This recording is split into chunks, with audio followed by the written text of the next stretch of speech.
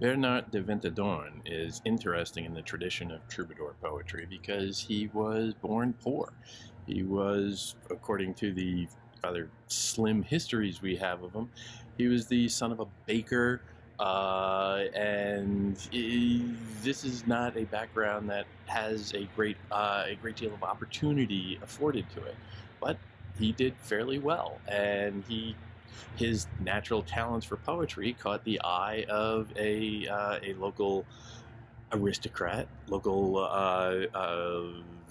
leader, let's say, and he worked his way up in court society. It became a little bit dicey when the local aristocrat realized that a lot of the love poetry that young Bernard was writing was actually addressed to the lady of the house, and that can get a little awkward sometimes, even in a world of arranged marriages and marriage as a financial institution, and within the polite traditions of infidelity known to the courtly life and traditions of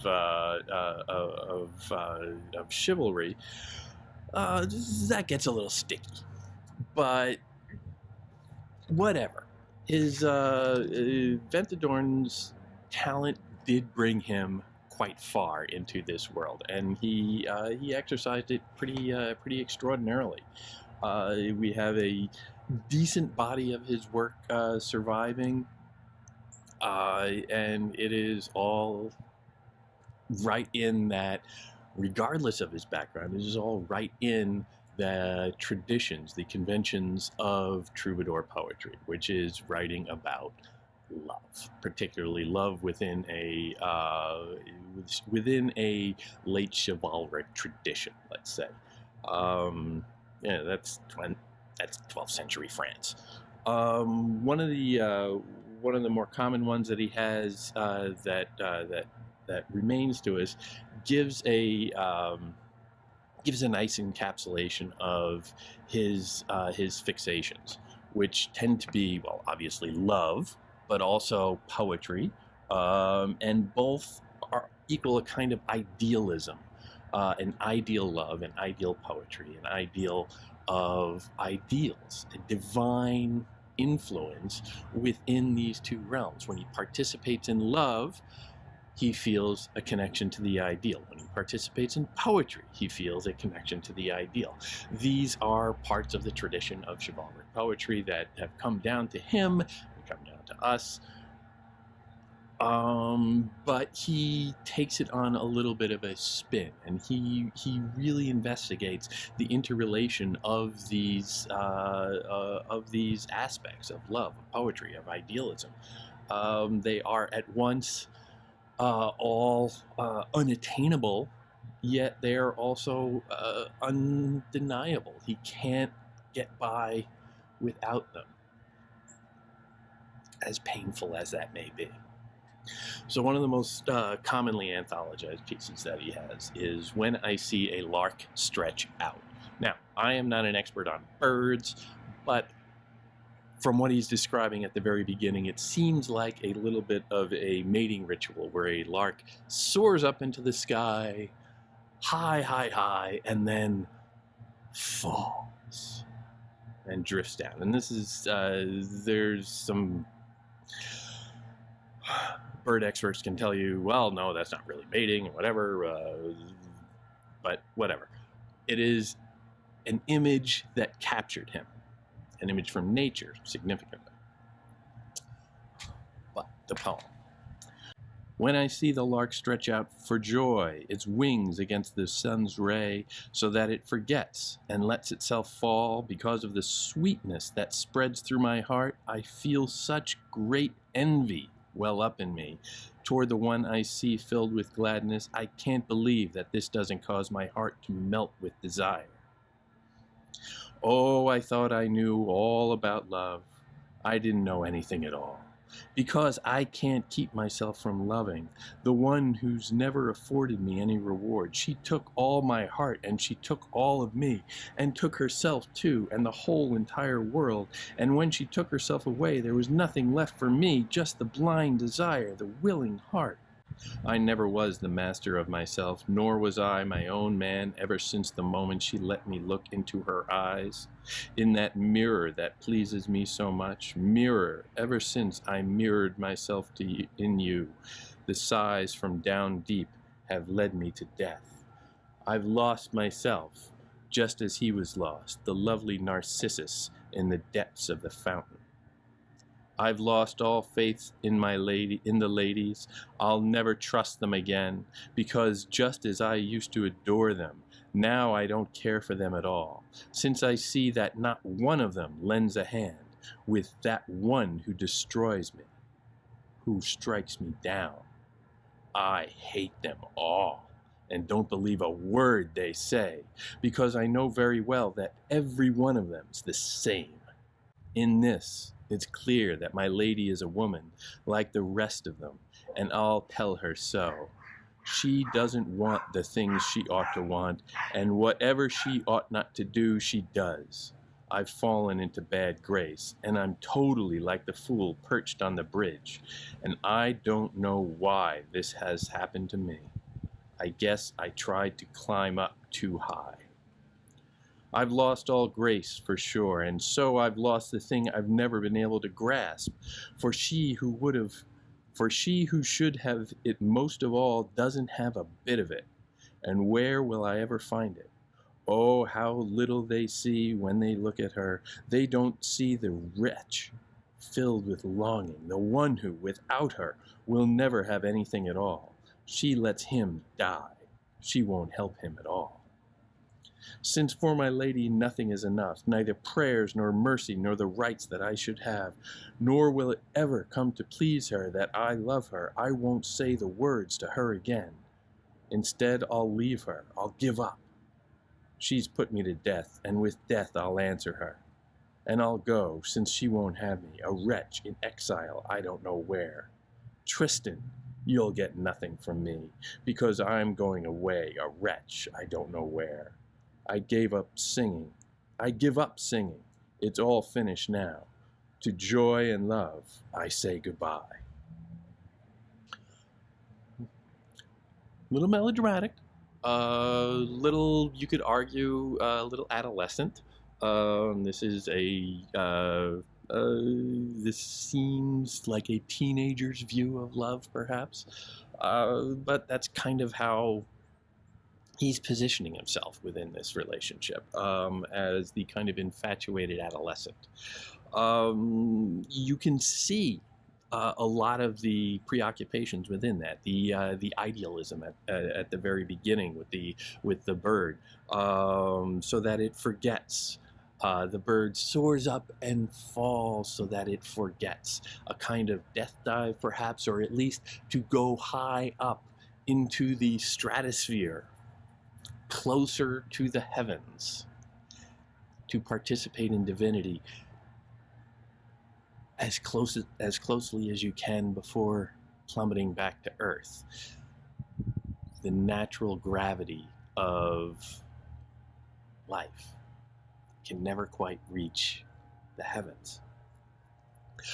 This sense of helplessness, because I can't keep myself from loving the one who's never offered me any reward. Oh, you're a victim here. You're a victim of love. You are forced to idealize this woman, this ideal before you, but it's not reciprocal. Which is essentially what the rules of chivalric love have always told us, that it is supposed to be kind of a devotional practice to the ideal. And you're not talking about an actual woman, you're talking about idealization of woman that inspires this devotion in you. There's no actual human bonding here, theoretically at least. There's a participation in love as an ennobling exercise, if you will, as something that gives you a taste of the divine. The example of Narcissus suggests that he's being a little self-reflexive here. The talking about the mirror when you were looking in a mirror, in that mirror that pleases me so much, mirror, ever since I mirrored myself to you, the sighs that from deep down have led me to death. This idea that he is now actually looking in the mirror and reflecting on himself. It's self-reflection as introspection, finding in the image of himself some deeper meaning, some deeper avenue to divinity, perhaps, than just reflecting on or just considering and devoting himself to the woman.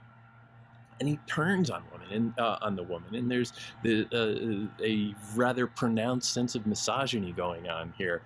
I've lost all faith in the ladies. I'll never trust them again. I hate them all. Which is a little strong. Almost, I would say, too strong, too strident to be taken particularly seriously at face value. Now, again, we're just being set up with the example of Narcissus and the idea of the reflection. Perhaps he is lashing out more at himself than at the woman here. But again, it's not even an individual woman, it's the image of woman that he's stricken by. So you can say maybe it's misogyny. Yeah, there's a lot of that going on here. But maybe it's more, what is he seeing in the ideal but himself? I've lost all grace for sure, and so I've lost the thing I was never able to grasp. Well, then is it really a loss? If you never had it, how can you lose it? This sense of the ineffable, this sense of the unattainable is just torturing him. And it is this sense of love, but also notice, the repetition of these poetic tropes of nature, of the lady, of the mirror. These are all common poetic images that get bandied around in the poetry of the time, because he's writing about poetry as well. The penultimate stanza, since for my lady nothing is enough, neither prayer nor mercy, which of course are divine characterizations of or expressions of divine indifference, let's say. Neither prayer nor mercy, nor the rights that I should have, nor will it ever come to please her that I love her. I won't say the words to her again. Instead, I'll leave her, I'll give up. She's put me to death, and with death I'll answer her, and I'll go, since she won't have me here, a wretch in exile I don't know where. The words. I won't say the words to her again. He's talking about poetry here. He's talking maybe about committing suicide here, maybe, or maybe just not writing anymore. But now you see the conflation of writing is life, poetry is life. Poetry is a participation in something, or an attempt to participate in something ideal. Poetry, love, idealism, the divine. And of course, he ends on with a poetic character, Tristan, the great lover who was spurned, who was tortured for his relationship with Isolde, who was married to the king, his uncle, and all of this stuff. You'll get nothing from me because I'm going away, a wretch, I don't know where. I'll give up singing. Singing, of course, is poetry. It's all finished for now. To joy and love, I say goodbye. Which is a grand pronouncement and sounds a little arch, sounds a little bit strained, sounds a little insincere, quite frankly, but also sounds like a suicide note that rhymes the very beginning of the poem, where he talks about the lark who soars up to the heights and then falls. It's all about the poem.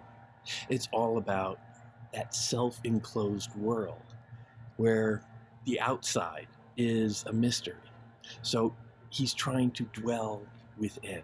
He's trying to dwell within the world of poetry, which gives him access to love, which gives him access to God itself, himself, whatever. It is, poetry is for him the vehicle that gives him everything.